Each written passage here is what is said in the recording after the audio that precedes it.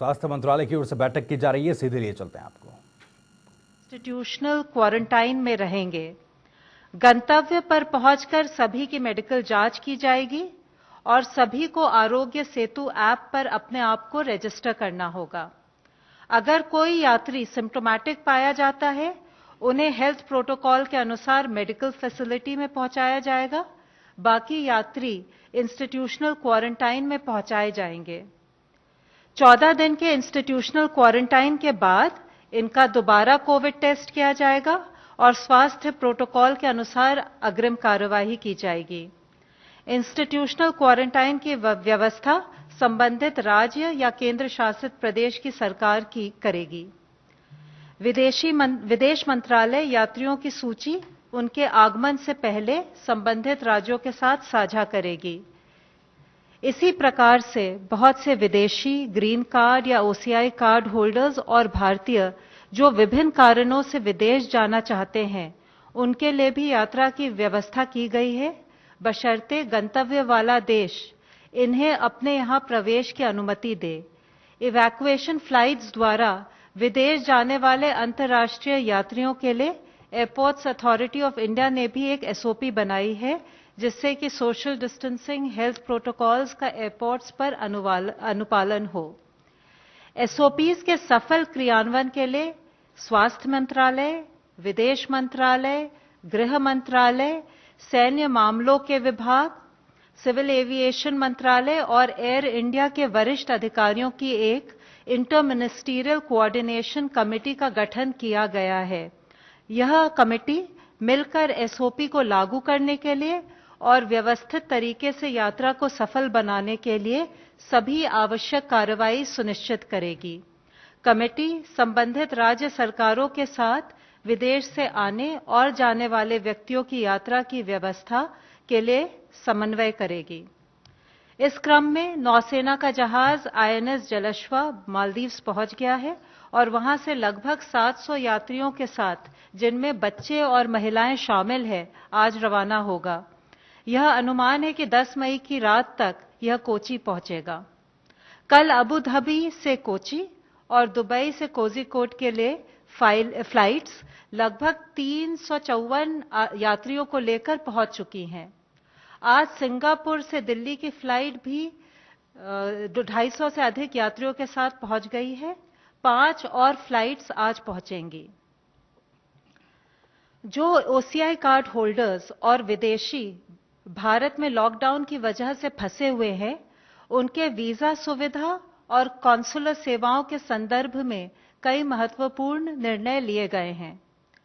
चूंकि लॉकडाउन में अंतर्राष्ट्रीय हवाई यात्रा की अनुमति नहीं है, इस अवधि के लिए ओसीआई कार्ड धारक की multiple entry life long visa सुविधा को स्थगित किया गया है, परंतु ओसीआई कार्ड धारक जो पहले से ही भारत में हैं, उनका ओसीआई कार्ड किसी भी अवधि तक भारत में रहने के लिए वैध होगा।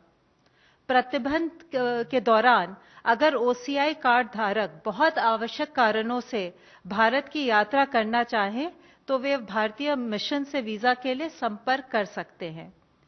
जिन विदेशी नागरिकों का वीजा एक्सपायर हो रहा है, उनके ऑनलाइन आवेदन पर उनके वीजा को ग्रेटिस आधार पर यानी बिना शुल्क लिए एक्सटेंड किया जाएगा।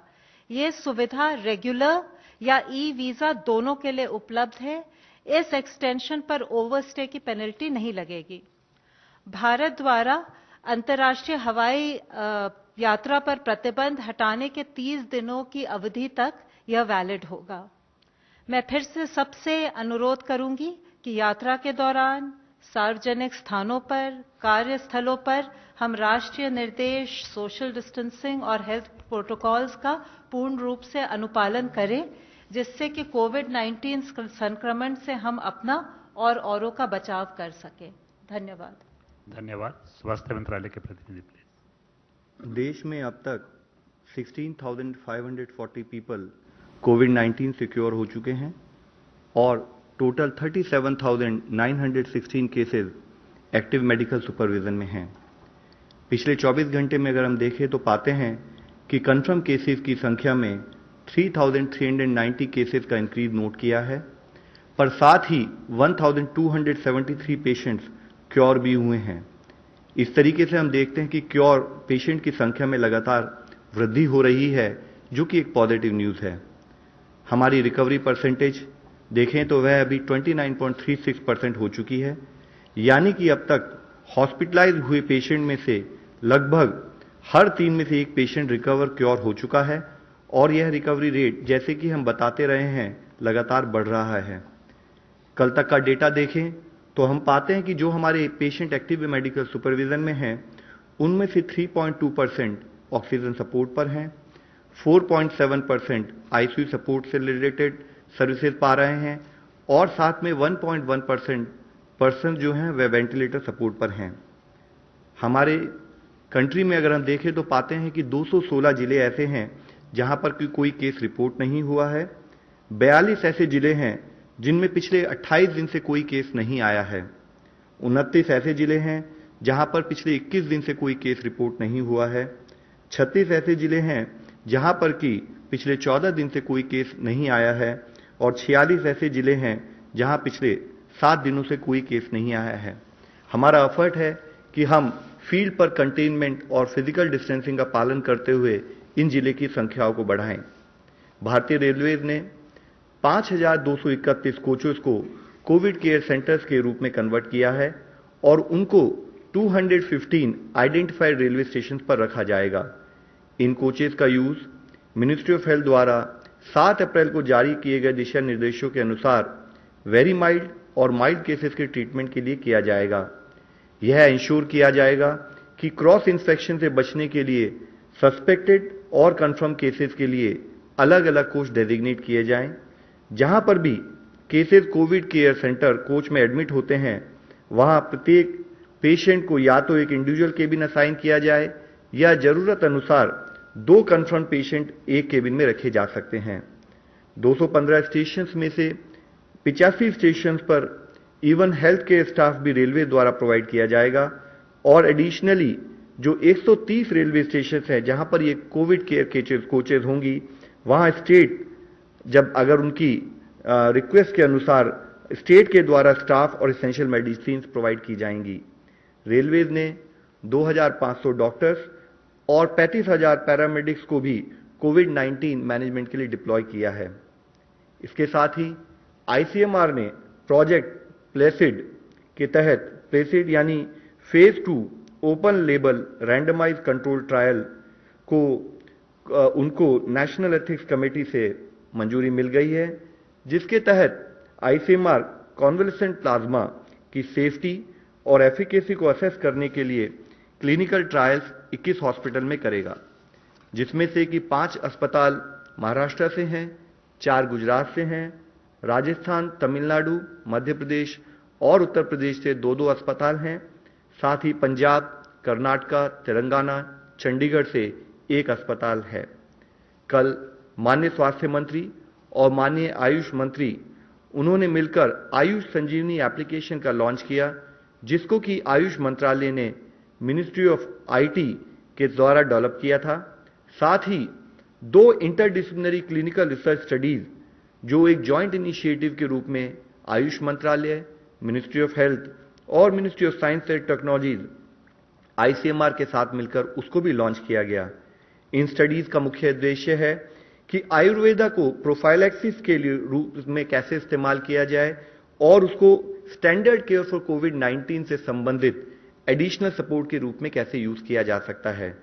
इसी के तहत दूसरी स्टडी के द्वारा population based intervention on the impact of Ayush based prophylactic intervention, जो कि आयुर्वेद का इस्तेमाल कोविड-19 के प्रिवेंशन में हाई रिस्क पॉपुलेशन को स्टडी करेगा। माननीय स्वास्थ्य मंत्री जी ने तमिलनाडु, केरल, कर्नाटका और तेलंगाना के राज्य स्वास्थ्य मंत्रियों से भी उनके प्रिपेयर्डनेस और कंटेनमेंट एफर्ट्स की समीक्षा की। इससे पहले माननीय स्वास्थ्य मंत्री ने यूपी, उड़ीसा, वेस्ट बंगाल, गुजरात और महाराष्ट्र के स्वास्थ्य मंत्रियों के साथ भी वीडियो कॉन्फ्रेंस के द्वारा बातचीत की और उन्होंने कहा कि राज्यों को हर संभव मदद दी जाएगी। उन्होंने यह भी कहा कि अन्य राज्यों से आने वाले माइग्रेंट वर्कर्स की उचित क्वारंटाइन व्यवस्था हर जिस स्टेट में वह लौट रहे हैं वहां की जाए और सारी यानी कि सीवियर एक्यूट रेस्पिरेटरी इलनेस और इन्फ्लुएंजा लाइक इलनेस केसेस की सैंपलिंग और टेस्टिंग की उसको बढ़ाया जाए, उसकी आवश्यकता पर भी उन्होंने बल दिया। माननीय स्वास्थ्य मंत्री जी ने रेड क्रॉस वॉलंटियर्स द्वारा देश में किए जा रहे रिलीफ मटेरियल के डिस्ट्रीब्यूशन को भी वर्ल्ड रेड क्रॉस डे पर सराहना की। स्वास्थ्य मंत्रालय ने विदेश से लौटने वाले कॉन्टैक्ट्स, आइसोलेशन ऑफ सस्पेक्ट्स या कंफर्म केसेस के लिए राज्यों में फैसिलिटी क्वारंटाइन, फैसिलिटी आइसोलेशन के लिए hotels, service apartment, lodges etcetera के यूज करने के लिए भी अतिरिक्त दिशा निर्देश जारी किए हैं। यह services clinically assessed pre symptomatic और वेरी माइल्ड केसेस के लिए प्रोवाइड की जा सकती है, जिसके तहत जो लोग जिनके यहां पर रिक्वायर्ड होम आइसोलेशन की फैसिलिटीज अवेलेबल नहीं है वह इसका इस्तेमाल कर सकते हैं। लेकिन इसके लिए जरूरी है कि जो भी ये होटल हों उनमें इन हाउस फैसिलिटी हो एक ट्रेन डॉक्टर और नर्स की, और जो उन सस्पेक्ट और कॉन्टैक्ट केसेस को वहां पर रेगुलरली मॉनिटर करें, साथ में डिस्ट्रिक्ट सर्विलेंस ऑफिसर के टच में रहते हुए उनकी हेल्थ स्टेटस के बारे में रेगुलरली बताते रहें। एक लैब से उनका प्रॉपर टाई अप होना चाहिए। साथ ही वाईफाई फैसिलिटी के द्वारा आरोग्य सेतु एप्लीकेशन का इस्तेमाल उन पर्टिकुलर सस्पेक्ट और पेशेंट कंफर्म केसेस द्वारा किया जाना चाहिए। जो भी लिनन, टॉवल या जो भी रूम का इस्तेमाल हो उसको रेगुलरली डिसइंफेक्ट किया जाए और सारी infection prevention and control guidelines का फॉलोअप किया जाए। इसके साथ ही जब माइग्रेंट वर्कर्स अपने रेस्पेक्टिव स्टेट्स में वापस लौट रहे हैं, इस बात पर एम्फेसिस होना बहुत जरूरी है कि मूवमेंट के दौरान उनको इन्फेक्शन प्रिवेंशन मैनेजमेंट से संबंधित सभी प्रिकॉशंस का फॉलोअप हो, जैसे कि ऑर्गेनाइज किया गया हो, वह चाहे होम क्वारंटाइन हो या फैसिलिटी क्वारंटाइन हो, सभी नियमों का पालन किया जाए। यह कार्य करते समय माइग्रेंट वर्कर्स, उनसे हमारी रिक्वेस्ट है कि वह समझें कि जो भी एफर्ट्स किए जा रहे हैं वह उनकी, उनके परिजनों की तथा उनके शहर और उनके गांव की रक्षा के लिए हैं। सभी डूज एंड डोंट्स का पालन किया जाए। सभी लोग physical distancing, hand hygiene, respiratory hygiene और रिक्वायर्ड सैनिटेशन और एनवायरमेंटल हाइजीन का एक बिहेवियरल चेंज के रूप में अपनी लाइफ में पालन करें। वह क्वारंटाइन की गाइडलाइंस का अमल करें और अपने लोकल एडमिनिस्ट्रेशन का सपोर्ट करें। धन्यवाद। धन्यवाद। अनंत प्रकाश Pandey, India TV.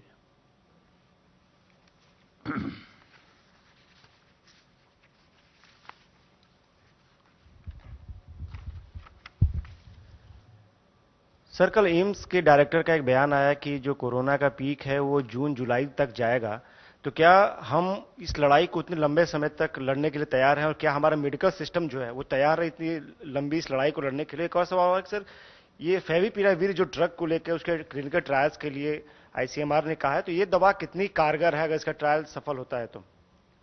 Sir, with respect to जैसे कि एम्स के डायरेक्टर साहब ने कहा है और इससे पहले भी हम लोगों ने कई बार चर्चा की है कि अगर हम रिक्वायर्ड डूज एंड डोंट्स का पालन करेंगे, required processes in terms of clinical management उसको फॉलो करेंगे, तो हो सकता है कि हम पीक को अचीव ना करें, हमारा कर्व इसी तरह से फ्लैटन रहे।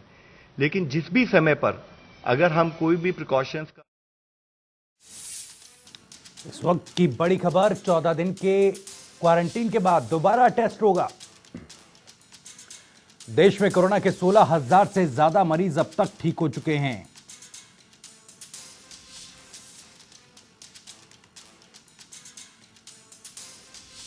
चौबीस घंटे में 3390 से ज्यादा मामले अभी तक सामने आए।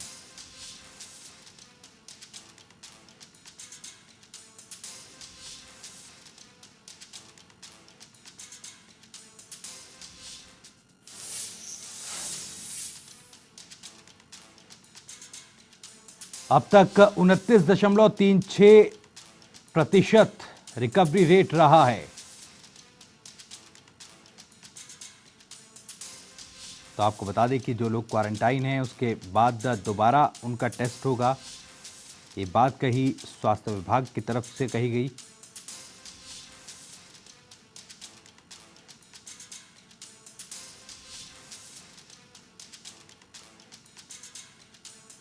चौबीस घंटे में 3390 से ज्यादा मामले सामने आए हैं। देश में कोरोना के 37,916 एक्टिव केस फिलहाल बने हुए हैं। देश में कोरोना के 16,540 जो मरीज हैं वो अब तक ठीक हो चुके हैं। इस वक्त की ये बड़ी खबर।